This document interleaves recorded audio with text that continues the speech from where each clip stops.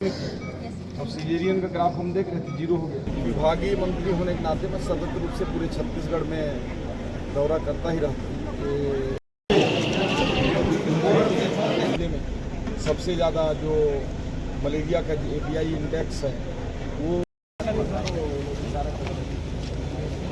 सबके साथ ज्वाइंट रूप से एक लंबी चर्चा हुई है ताकि बीजापुर को मलेरिया मुक्त कर सकें और पूरे पर प्रिंट करके भी दे दिया जाता है। दूसरा जो रिफर सेंटर की बात कहें तो समानता कुछ केसेस ऐसे होते हैं जो यहाँ नहीं होते, लेकिन इतना मैं कह सकता हूँ कि मैं स्वयं गया था एक कोटा केबिन में, 500 बच्चे थे, उसमें 433 लोगों का परीक्षण किया गया था। उसमें अच्छा अब तो छुट्टी देखिए, विभागीय मंत्री होने के नाते मैं सतत रूप से पूरे छत्तीसगढ़ में दौरा करता ही रहता हूँ। मेरा बीजापुर का दूसरा दौरा है।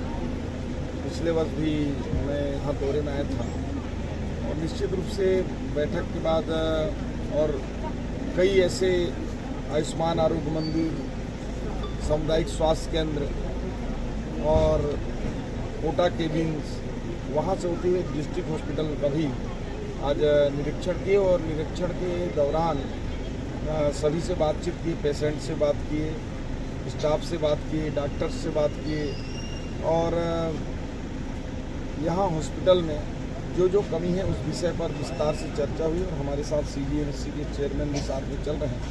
जो भी कंस्ट्रक्शन और इंफ्रास्ट्रक्चर के निर्माण संबंधी विषय हैं उन सब पर भी बातचीत किया गया है और यहाँ 200 बेड का नया भवन भी हम लोगों ने बजट में दिया है। जल्द ही 200 बेड का नया भवन भी बनकर यहाँ जो जगह स्पेस की कमी है उसको दूर करेंगे और भैरमगढ़ सामुदायिक स्वास्थ्य केंद्र उसको उन्नयन कर 100 बेड का उसको बनाएंगे। साथ ही साथ जो मलेरिया है, हमें इस बात को बताते हुए बहुत कष्ट हो रहा है कि मलेरिया मुक्त अभियान में 2020 तक पूरे बस्तर को मलेरिया मुक्त करना था और हम उस दिशा में आगे बढ़ ही रहे हैं, लेकिन पिछले समय में उस विषय में जाना नहीं चाहूँगा किन कारणों से नहीं हो पाया।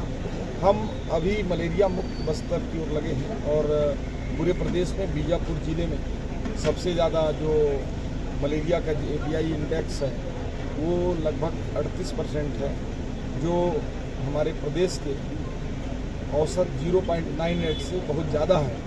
और उसके लिए एक विशेष समीक्षा बैठक जिला के कलेक्टर, जिला के CO, हमारे हेल्थ सेक्रेटरी सबके साथ और सभी विषयों के विशेषज्ञ डॉक्टर, CMHO, CS, DPM सबके साथ ज्वाइंट रूप से एक लंबी चर्चा हुई है ताकि बीजापुर को मलेरिया मुक्त कर सकें और पूरे बस्तर को, छत्तीसगढ़ को मलेरिया मुक्त हम कर सकें। सर, बीजापुर में आए दिन जो आश्रम छात्रावास के बच्चे हैं उनको लेकर के काफ़ी शिकायतें आ रही हैं कि जांच के नाम पर जिस प्रकार की जांच व्यवस्था होनी चाहिए वैसी व्यवस्था हो नहीं पाती है, जिस कारणवश कहीं ना कहीं बच्चों की जो मौत की संख्या है वो बढ़ते चली जा रही है। अभी पिछले एक सप्ताह के भीतर में हमने देखा है कि एक बच्चे की मौत हुई थी। इस विषय पे आपकी क्या जानकारी है?